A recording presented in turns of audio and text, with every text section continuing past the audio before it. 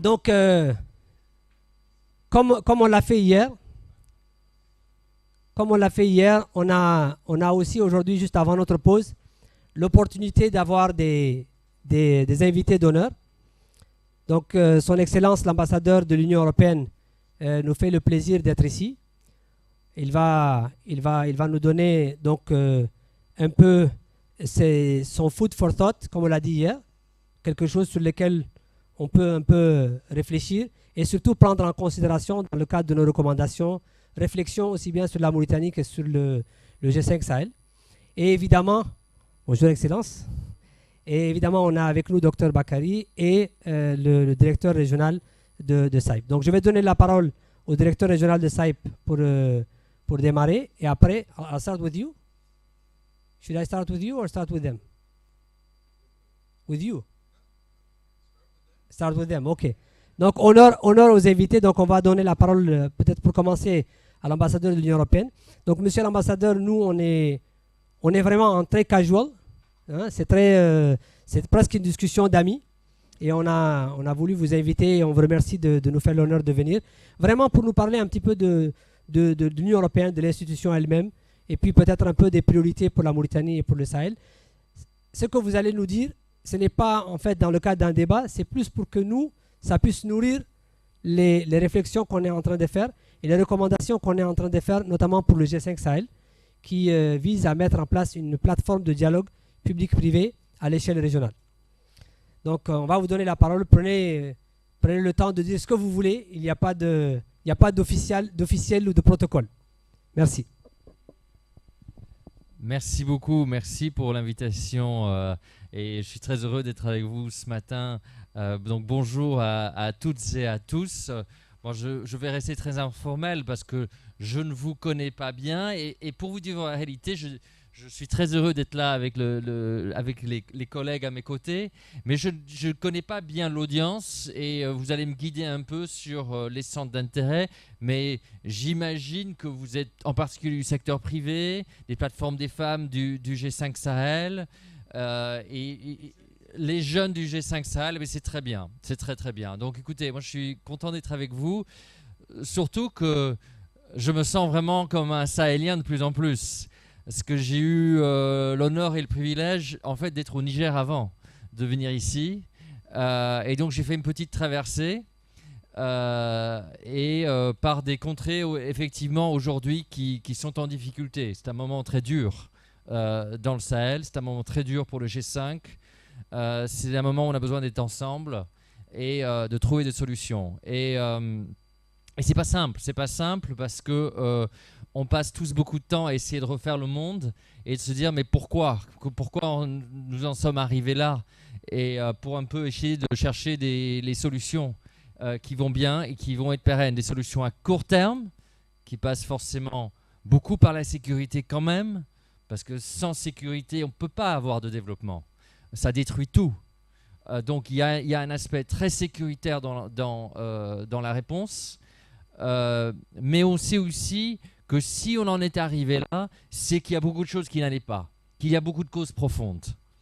Et je suis très heureux de savoir qu'il y a des représentants des jeunes ici avec nous, parce que bien sûr, la jeunesse et le désœuvrement de la jeunesse face à un manque d'opportunités, à un manque d'espoir en fait, clairement fait partie de ces grands défis profonds qui sont là.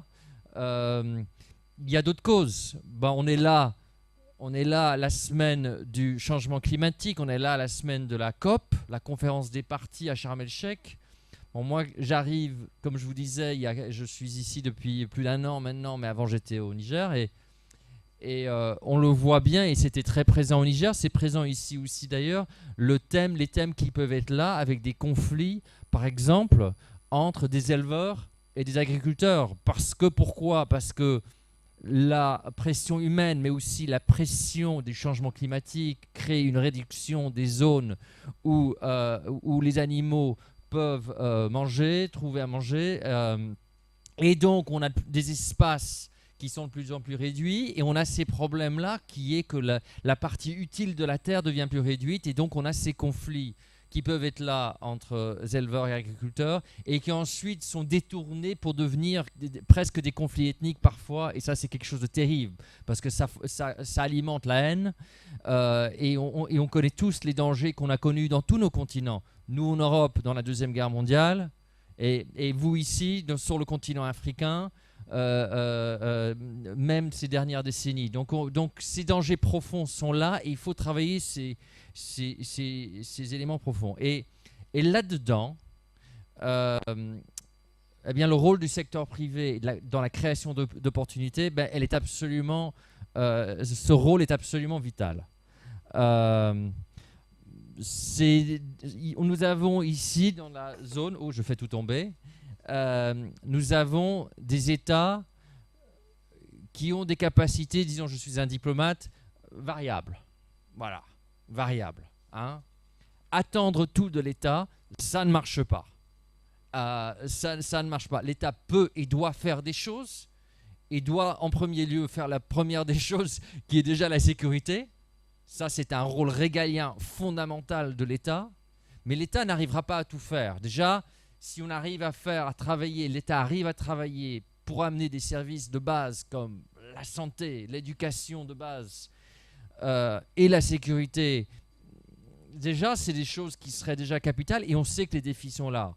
Moi, je connais bien la Mauritanie, je connais bien le Niger. Eh bien, dans un domaine comme l'éducation, les défis sont énormes. Dans le domaine de la santé, les défis sont énormes. Donc, on ne peut pas tout attendre de l'État. Déjà, de bien faire ces rôles-là, de monter en compétence sur ces rôles-là, c'est clé. Mais donc, on a besoin d'un secteur privé qui prenne le relais et qui crée de la croissance. Et la réalité, c'est que si on regarde les choses de l'autre côté, du côté positif, eh ben, c'est une zone avec des opportunités extraordinaires parce que tout est à faire. Donc, ce qui veut dire, messieurs, dames, pour mon ami américain à côté, there's a lot of low-hanging fruit.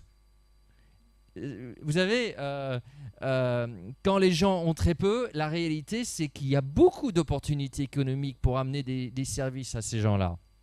Et donc, il faut vraiment travailler cela et que le secteur privé se développe. Voilà. Donc, qu'est-ce que ça veut dire ? Ça veut dire que déjà, l'État doit absolument faire beaucoup mieux pour assurer un climat des affaires qui soit propice, qui soit stable, qu'on n'ait pas du jour au lendemain des changements de règlement, des changements dans la fiscalité. Il faut aider les entreprises pour que les choses soient stables, pour qu'ils voient sur au moins 4-5 ans, qu'ils aient de la prévisibilité, de la certitude quant à ce climat des affaires. Et ça, c'est fondamental. À ce moment-là, les entreprises qui ont besoin de gagner de l'argent, qui veulent gagner de l'argent, et c'est une bonne chose, eh bien, ils investiront et ils emploieront des gens. Voilà. Alors évidemment, nous, bailleurs, à côté de ça, on regarde les pays et on se dit, quels sont les domaines où on peut faire quelque chose pour donner ce coup de pouce à l'investissement ? Qu'est-ce que ça peut être ? Voilà. Donc, je pense par exemple à un pays comme la Mauritanie. Nous sommes en Mauritanie là et c'est le pays évidemment où maintenant je connais le mieux nos programmes parce que je suis ici. On a des investissements structurants très importants dans différents secteurs où on pense qu'ils sont vraiment porteurs pour le secteur privé. Alors, commençons avec des évidences. L'agriculture est une évidence. Il y a des grands espaces et notamment la vallée du Sud où il y a beaucoup de terres qui ne sont pas bien utilisées aujourd'hui. Et donc, nous travaillons avec des programmes très conséquents et on vient de préparer maintenant une grosse rallonge budgétaire pour travailler sur tout ce qui est infrastructure pour aider les agriculteurs. Donc, par exemple, créer des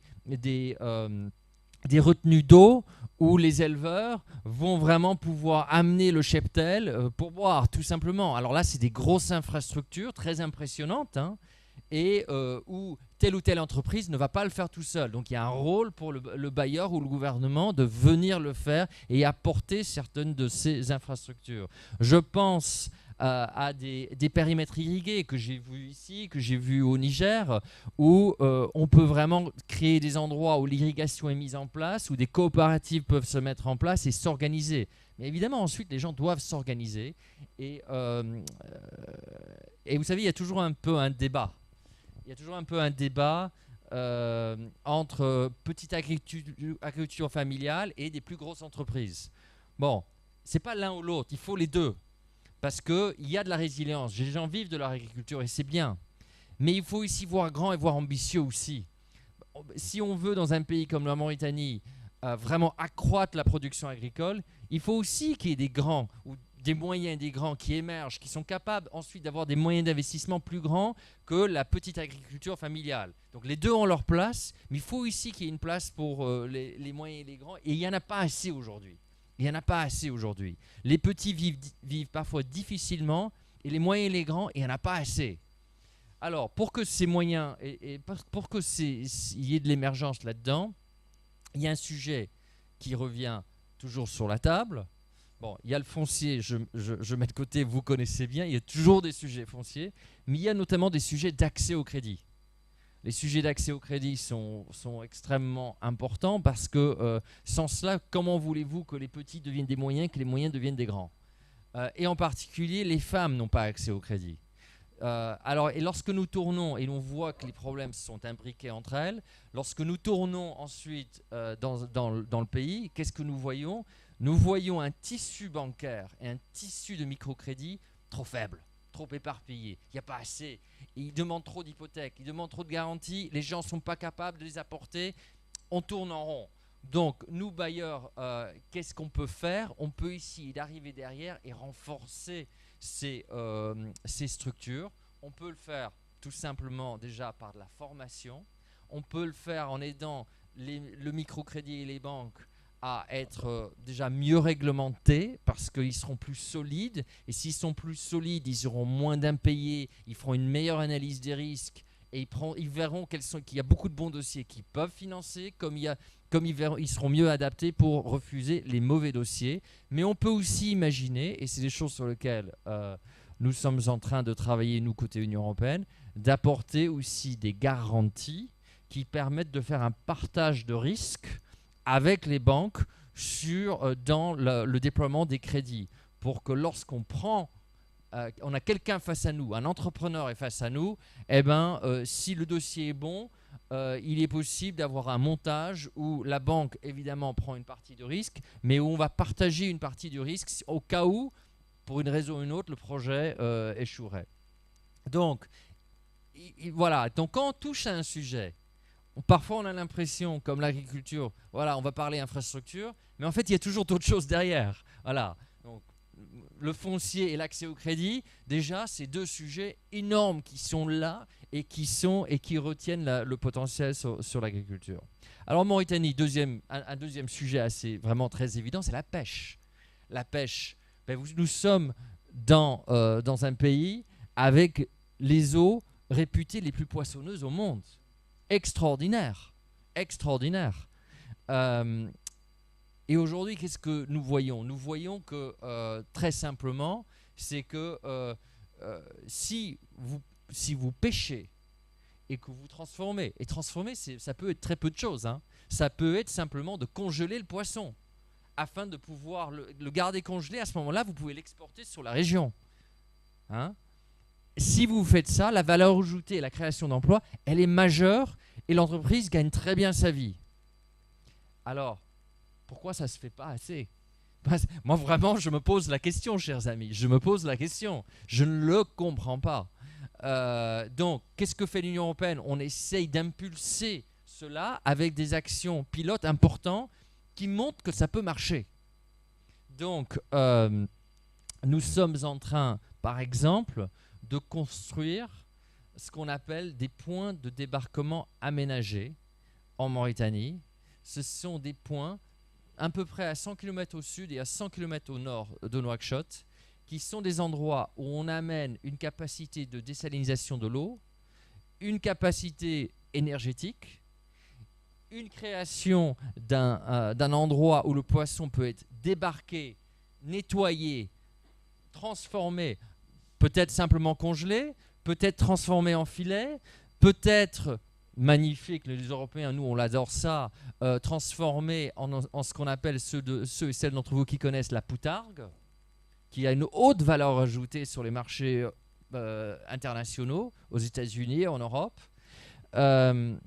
Évidemment, avec de la formation incluse dans le paquet pour que les gens sachent le faire, et on le fait dans des villages de pêcheurs, des anciens villages de pêcheurs un peu à l'abandon, et en le faisant, on essaie de faire quelque chose d'intégré avec les autorités, où il y a l'énergie qui est apportée au village, il y a un centre de santé, il y a une école. Donc à ce moment-là, on se dit, si on a un pôle de développement intégré sur ce village où ils ont une vraie activité forte, où il y a une évidence qui est là, qui est cette capacité de transformation, les choses doivent pouvoir démarrer. Et puis d'autres gens vont le voir et ils vont être encouragés et se dire, oui, c'est ça qu'on doit faire. En tout cas, nous, on croit que c'est ça qu'on doit faire parce que, de nouveau, si on le fait pas comme ça, on fait comment ? Parce qu'il faut toujours se dire que le poisson, la mer, de nouveau, on doit être dans quelque chose de durable. Parce que s'il n'y a plus assez de poissons, ça ne marchera pas. Et donc, il y a d'autres choses qui se font parfois qui vident un peu les mers de leur force. Et aujourd'hui, en Mauritanie, malheureusement, on a quelques espèces très importantes qui sont en surpêche. Et ça crée des dangers pour tout le monde. De nouveau, on a besoin d'avoir de la durabilité dans ce qu'on fait. Alors que de la pêche artisanale avec de la transformation, ça crée des emplois et ça peut être durable. Donc, je pense qu'il faut vraiment qu'on travaille ensemble avec les autorités pour assurer que ce cadre est là et que la promotion... Et qu'en tout cas, des pratiques qui ne sont pas durables, qu'ils soient vraiment découragés. Découragés fiscalement, découragés en limitant les captures, etc., et pour aller vers du durable. Donc ça c'est vraiment un verdissement de l'économie qui est nécessaire. Il faut qu'on ait cet angle durabilité qui soit là. Donc voilà, je vous donne un exemple sur l'agriculture, un exemple sur la pêche où la Mauritanie a tellement de choses. Et puis vous m'arrêtez, hein, je suis en train de parler très longtemps. Et puis je voudrais rester dans la durabilité parce que de nouveau, qu'est-ce qu'on voit ? On voit d'extraordinaires opportunités liées à les grands dangers du changement climatique sont là, ils sont terribles. Mais il y a des opportunités qui sont là aussi. Et l'exemple de nouveau mauritanien, il est là sur l'énergie.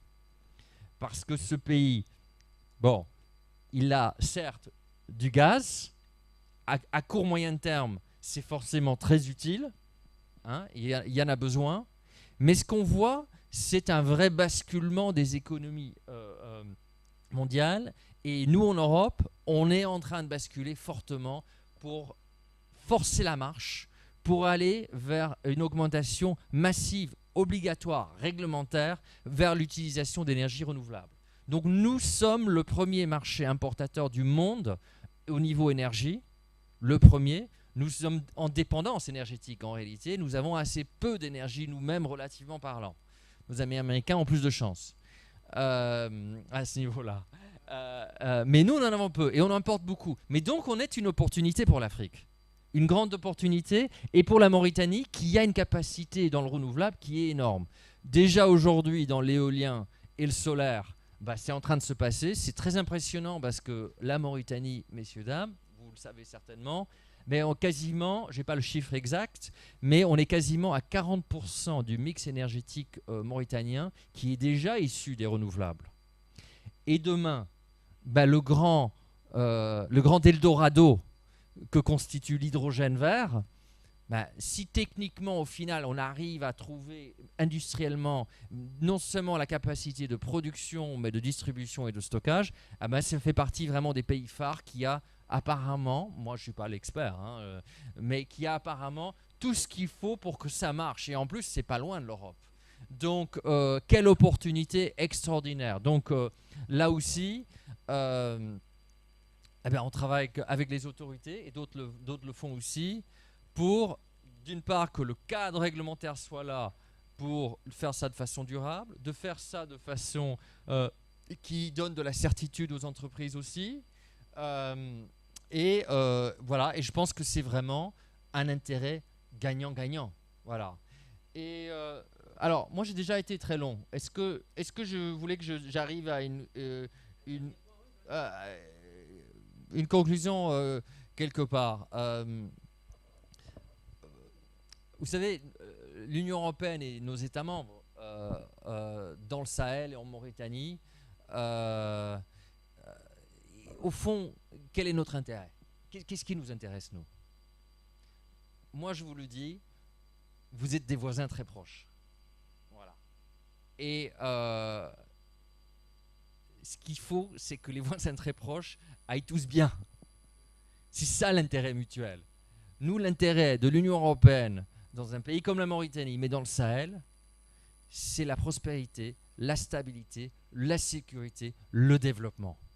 Nous, l'intérêt, c'est que ça aille bien. Et je le dis parce que, voilà, on sait très bien qu'il y a de la désinformation qui est là. Les gens racontent je ne sais quoi, mais c'est ça notre intérêt. Nous avons un agenda positif, exclusivement positif.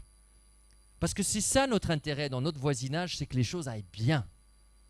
Parce que si ça va mal chez vous, au-delà de l'altruisme, et parce qu'on veut aider, on est des humains et on veut que ça aille bien, mais même au-delà de l'altruisme, eh bien c'est pas bon pour nous. C'est pas bon, parce que les problèmes n'ont pas de frontières. Les problèmes voyagent, et les problèmes voyagent entre voisins. Voilà. Donc, et donc moi je suis vraiment très très convaincu que le secteur privé, c'est fondamental dans le Sahel. On a des États qui sont encore assez fragiles dans plusieurs pays, faut-il le dire, qui ne sont pas capables parfois d'amener des services partout sur leur territoire, et un secteur privé qui arriverait à sortir, à investir, à donner des opportunités aux jeunes, à moyen long terme, ça fait partie clairement des grands ingrédients évidents de la réussite pour sortir de là où on se trouve aujourd'hui. Donc, nous continuerons à investir beaucoup. Nous allons en Mauritanie, par exemple. On est en train de voir, par exemple, comment mettre en place un club d'investisseurs, un club avec des entrepreneurs ici. On est en train de regarder qu'est-ce qu'on pourrait faire. On essaye de pousser beaucoup de choses, tant au niveau de secteurs porteurs. Je donnais les exemples de l'agriculture, de la pêche, de l'énergie, mais aussi en termes aussi de créer des liens entre les entreprises européennes et mauritaniennes, avec comment est-ce qu'on peut le faire, et aussi en travaillant avec le gouvernement sur des grandes réformes horizontales qui peuvent apporter justement un meilleur climat des affaires pour que les entreprises fleurissent. Donc je m'arrête là, j'ai déjà été très long, mais merci encore et je suis content d'être avec vous. Au revoir. Mais merci beaucoup. Donc, comme on a dit hier pour les... Qu'est-ce qu'on a dit hier chaque fois que quelqu'un parlait? On prend les cahiers, on prend les bics, on essaie d'écrire quelques petits points qui vont nous intéresser dans ce qui a été dit par rapport à notre schéma. Je pense que monsieur l'ambassadeur pense qu'il a été long, mais je pense que ce qu'il a dit résonne bien dans ce qu'on est en train de faire. Je pense que même s'il a parlé plus de la Mauritanie que du reste, on comprend très bien que c'est quelque chose que nos amis du Niger, du Tchad, du Mali qui sont ici partagent. Donc il n'y a pas vraiment de grande différence. Alors on retient les choses suivantes. La première chose qui est importante, c'est que l'Union européenne est assez bien en phase avec ce qu'on a dit hier, qui est que les États ne peuvent pas tout faire et que c'est au secteur privé, c'est une opportunité pour le secteur privé de créer des emplois, de créer de la richesse, de valoriser. Donc on peut regarder le verre à moitié vide ou à moitié plein. L'absence de l'État et le retard en termes d'infrastructure, en termes de niveau de marché, offre une grande opportunité pour le secteur privé. Je pense que ça, déjà, c'est quelque chose sur lequel on a des choses en commun.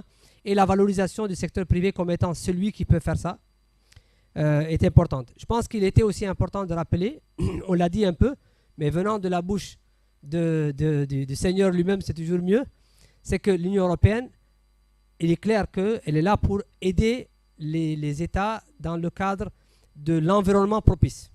Donc ça passe par l'appui financier aux infrastructures, l'appui financier et technique au niveau de la réglementation, le cadre réglementaire des affaires, le cadre réglementaire au niveau des financements, etc. La formation l'accompagnement des structures pour que ça puisse mieux faire, et puis aussi la réflexion pour les stratégies de la durabilité, au-delà de l'urgence. D'accord. Donc, essayer d'appuyer dans les urgences, dans les domaines des infrastructures, dans les domaines clés, mais aussi assurer que les États pensent, ou les accompagner en tout cas pour qu'ils pensent à long terme.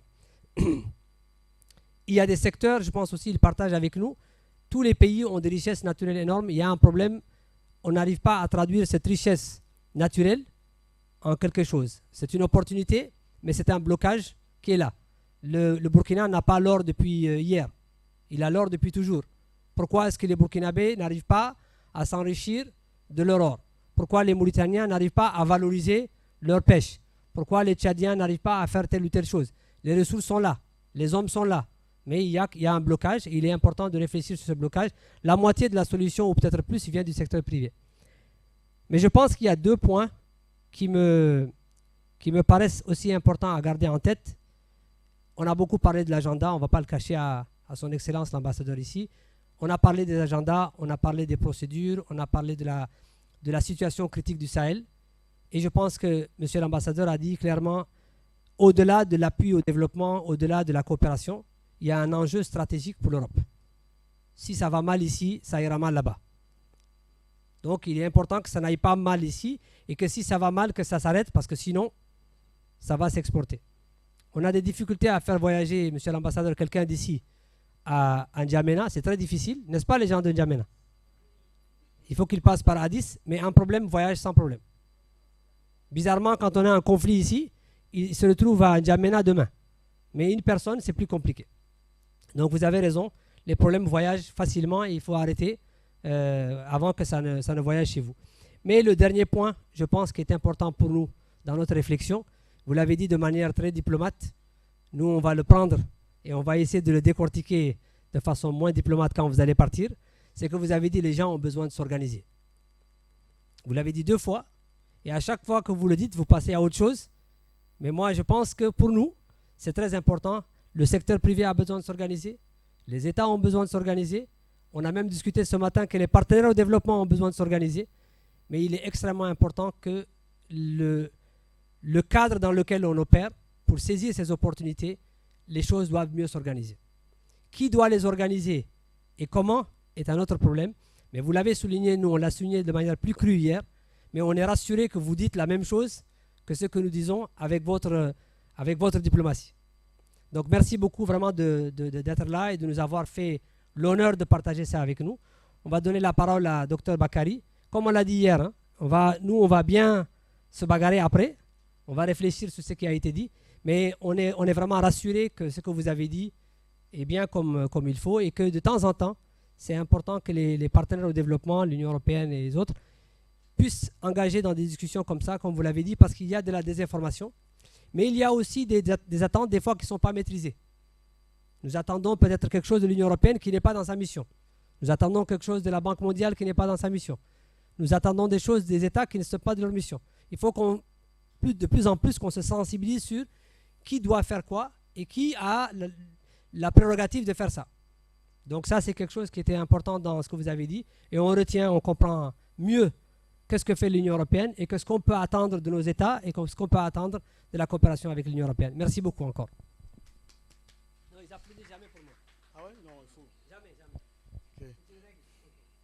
Merci beaucoup, cher ami Haroun Sidat. Je réitère mes remerciements à l'égard de SAIP, même de la plateforme des femmes du G5 Sahel, les jeunes du G5 Sahel, avec lesquels je suis assez familier, mais aussi tous nos partenaires, nos amis qui sont venus nous rejoindre.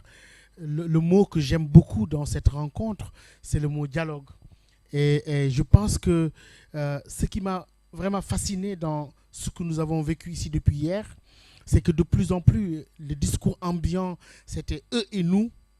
Et là, nous sommes dans une forme de nous inclusif, en mutualisant nos efforts, mais aussi en ayant la conscience que nous avons un enjeu majeur qui est celui de la sécurité collective. Je vais poser mes questions sur le plan de mon intervention de manière assez philosophique qui peut paraître aérienne, mais qui va revenir sur la réalité. Je pense que si je devais résumer ce que j'ai à dire, c'est d'abord d'où venons-nous, où allons-nous ensemble, comment apprendre de nos erreurs et vers quelle alternative nous devons aller ensemble.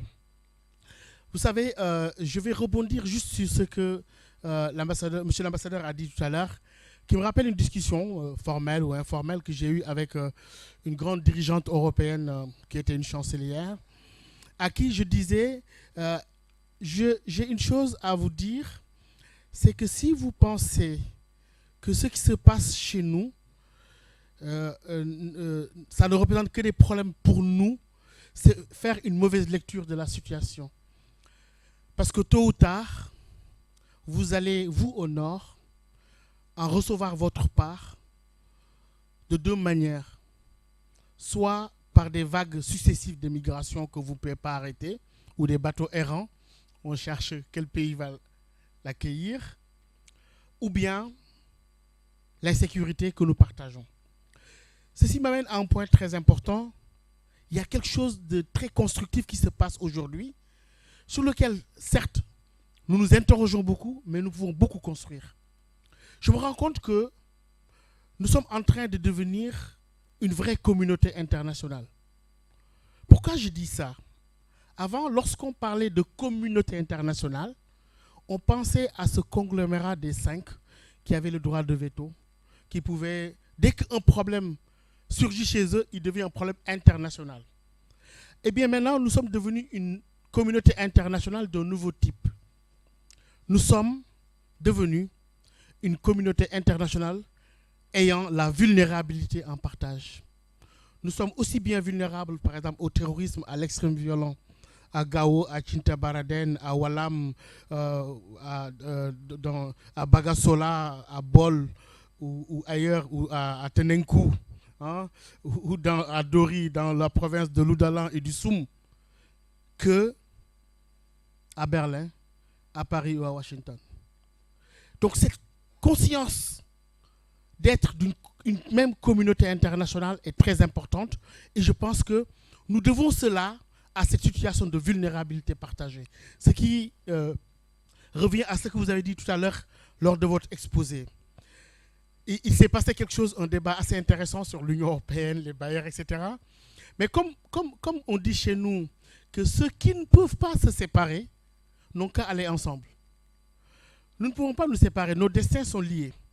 C'est pour ça que, comme à force d'aller ensemble, nous sommes devenus des amis. Et qui aiment bien, parfois chacun bien. C'est pour cela que nous avons peut-être un regard critique sur nos amis européens, nos partenaires américains, etc. Mais il faut l'inclure dans cette nouvelle conscience d'une communauté de vulnérabilité qu'on a en partage. Et ceci m'amène à un point assez important. Je crois que ce que vous avez dit là, ça montre que nous devons revoir les choses. D'où venons-nous? Est-ce qu'on va continuer avec un monde où tout est calculé sur l'IDH et négliger ce que j'appelle, au-delà de l'IDH, l'indice de développement humain, l'IBP? L'IBP, c'est l'indice du bonheur partagé. Est-ce que ça rentre en compte dans nos manières d'être et comme ce que vous avez dit tout à l'heure? Je crois que je vais, à la fin, revenir sur mes pieds pour montrer comment l'entrepreneuriat peut être un levier de résilience. Mais d'où venons-nous? Dans les années 2014, je disais, lors des grands forats ici en Afrique de l'Ouest, au Sahel, que la communauté internationale, telle qu'elle se définissait, a au moins 40 ans de retard au Sahel. 40 ans, pourquoi? Parce que dans les années 70, nous avions été frappés par les sécheresses répétitives. Et pendant ces années 70, malheureusement, nos partenaires européens ou américains n'étaient pas dans les dispositions de pouvoir nous aider parce qu'ils étaient frappés par la crise financière et pétrolière. Qui avait de l'argent pour investir dans le Sahel et pour venir en assistance? C'était ceux qui vendaient du pétrole. Et à l'époque, ils vendaient du pétrole, mais ils n'avaient pas que le pétrole à exporter. Ils avaient aussi de l'idéologie. Ces pays sont venus dans un Sahel où le mode de religiosité, jusqu'ici vécu était un mode de religiosité assez inclusif, tel qu'on le voit en Mauritanie. C'est l'islam traditionnel. Ils sont venus avec d'autres modes de religiosité qui ont accompagné leur investissement et se faire accepter par les populations. Ça, c'est la première stratégie Sahel. Et c'est comme si nos partenaires, aussi bien de l'Europe que des États-Unis, n'ont pas appris de cette période-là. Ils ont commis une autre erreur. Ils nous ont imposé dans les années 80 les politiques d'ajustement structurel. Le storytelling à l'époque, c'était de nous dire investissez le moins possible, si je caricature, dans l'éducation et la santé, mais bon, faites moins d'État et mieux d'État. Et que privatisez vos entreprises, ouvrez-vous au marché mondial, mettez un peu de sauce démocratique, le développement et la sécurité vont suivre. Quelques années plus tard, on s'est rendu compte que ni le développement, ni la sécurité étaient au rendez-vous. Et donc, il y a une forme de désillusion. À partir de là, la crise malienne qui a commencé au Mali, et on commence à remettre les mêmes erreurs, en ne prenant pas conscience du fait que nos destins sont liés. La crise malienne, qui a débouché sur une crise sahélienne, était comme là comme pour nous surprendre. Alors que non, lorsque ce phénomène a commencé dans les sociétés maghrébines de l'extrême violence, on devait s'attendre à son expansion dans les pays du Sahel. Eh bien non, on commence la même erreur. Et en même temps, au Sahel aussi, on a commis la même erreur d'appréciation. On a concentré les efforts, à mon avis, sur ce qu'on appelle le Sahel central. En faisant cette opération qui, à mon avis, nous plonge aujourd'hui dans une autre réflexion. Mon ami Haroun en a parlé tout à l'heure. On a extrait le Sahel central du reste de l'Afrique de l'Ouest. Pendant tout ce temps qu'on a concentré les efforts sur le Sahel central avec des méthodes sécuritaires, le reste de l'Afrique de l'Ouest est devenu les canaux qui alimentaient les phénomènes-là avec du carburant, de l'argent qui circulait autour. Et tout de suite, maintenant, on se réveille à une autre problématique. Ah, les pays côtiers. C'est-à-dire que nous sommes tout le temps en retard sur cette prospective qui pourrait nous aider à penser plutôt sous forme de linkage que du partitionnement. À partir de là, cet extrémisme violent qui s'est déclaré avec tous les effets que l'on connaît, on a aussi adopté tout de suite la réaction qu'on a connue et qui était la réaction la plus utile pour nous. Ce sont les approches sécuritaires. Les approches sécuritaires qui, in fine, on se rend compte que l'intervention de certaines puissances étrangères dans la région avait comme objectif de faire disparaître les groupes terroristes. 10 ans après, les groupes terroristes n'ont pas disparu, ils se sont multipliés. Il y a eu un débordement des épicentres, du Mali vers le Burkina, du Burkina vers le Niger, et même maintenant on parle des pays côtiers. In fine, on s'est dit, maintenant il est temps de nous ressaisir. On va vers un nexus, sécurité et développement. Donc on change les éléments de langage, l'Alliance Sahel est là, l'Union européenne, etc. Et je pense que l'Europe a fait des efforts. Je peux en témoigner sur au moins 2 choses sur la Mauritanie avec la question du fonds fiduciaire, avec le projet Corim, auquel j'ai participé avec des jeunes ici, 80 organisations de la société civile des jeunes et aussi les femmes, mais aussi d'autres choses qui sont développées avec une approche tenant aussi à renforcer les femmes en Mauritanie et ailleurs, c'est-à-dire que, mais sur d'autres intervenants comme la Banque mondiale. Ça, il faut le reconnaître. Maintenant,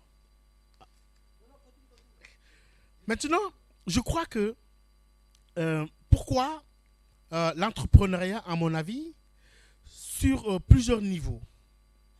D'abord, pour mitiger ce qu'on peut appeler les inégalités horizontales. Il est vrai que dans nos sociétés, les femmes ont des difficultés d'accéder au crédit. Mais il faut voir que cela aussi a une cause beaucoup plus profonde qui n'est pas seulement due aux dispositifs réglementaires, mais qui est dû peut-être à des barrières et des obstacles socioculturels qu'il faut surmonter, qui ne sont pas seulement dus à ma collègue Yag y arrivera tout à l'heure avec l'étude qu'elle va présenter tout à l'heure, je ne vais pas trop m'étaler. Et que l'entrepreneuriat a ce mérite de pouvoir faire éclore des talents, de pouvoir booster l'imagination et la créativité. Et là, cela aide à sortir des carcans socio-culturels pour mettre l'innovation et la créativité au devant de la scène.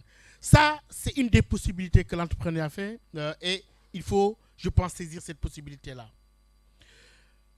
L'autre chose, c'est que l'entrepreneuriat peut être une solution face au type de conflictualité qu'on voit.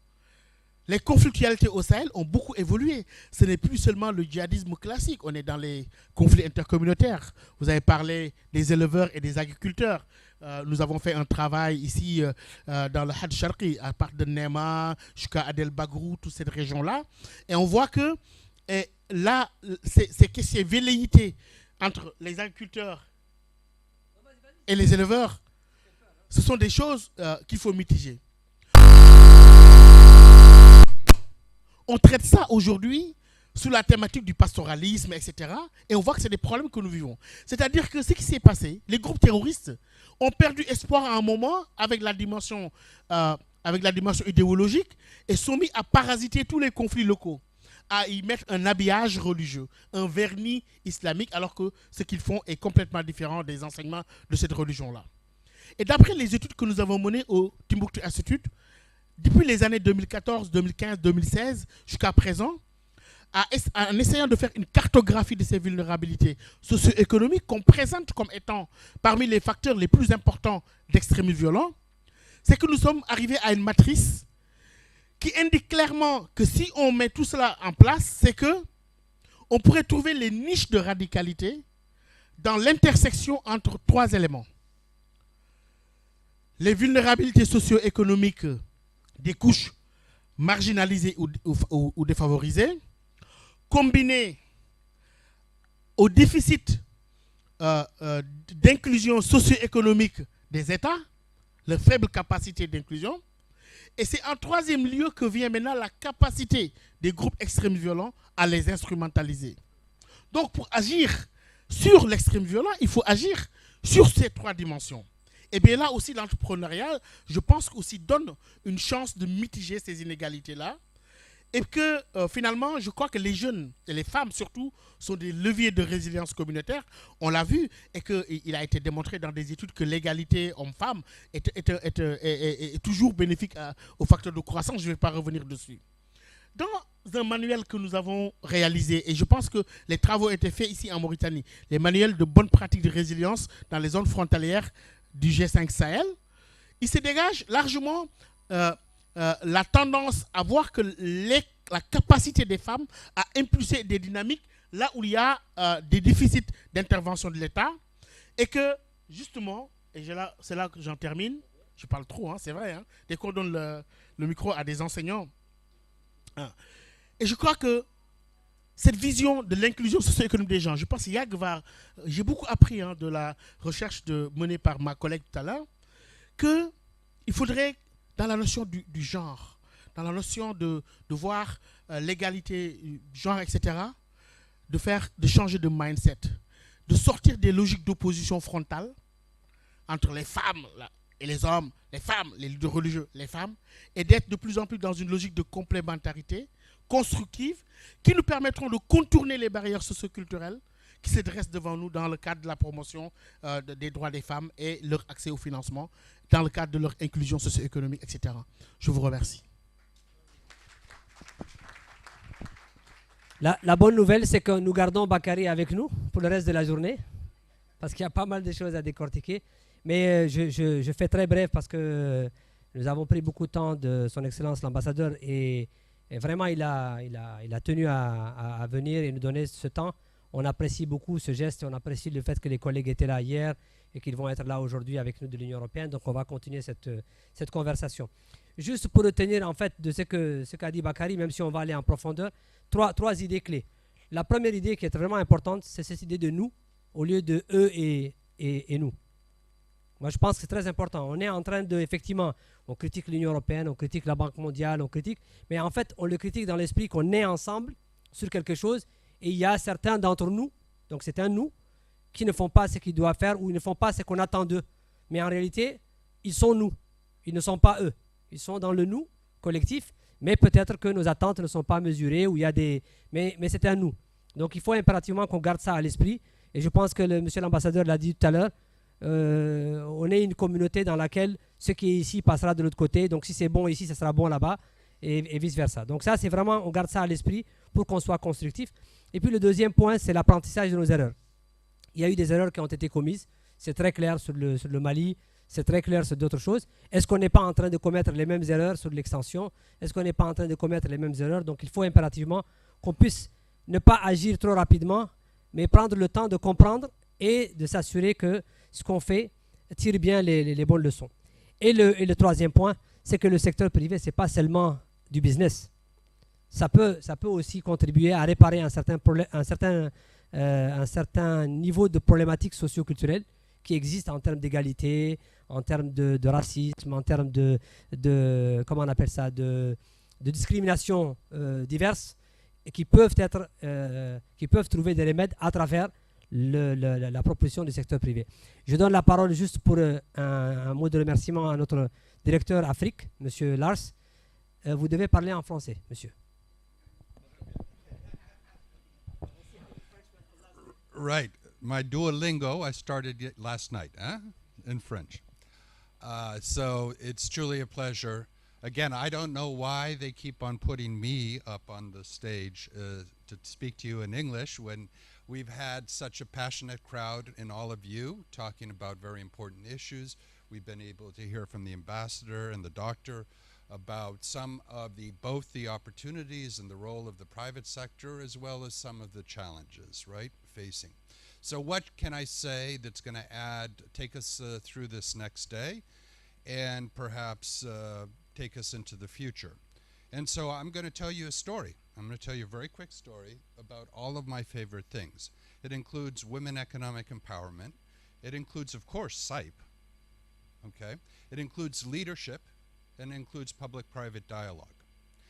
And so in this story, we're talking about a lady who was in an African country, and she was facing and seeing that as she was becoming wealthier as a businesswoman, that her fellow citizens were not getting as far. And there were a lot of disadvantaged youth, young girls, and something had to be done. So she had a bunch of connections and reached out and got in touch with SIPE and said, what should I do? And SIPE said, you should form a women's business association. She said, all right, how do I do that? We gave her some help, and she formed this women's business association.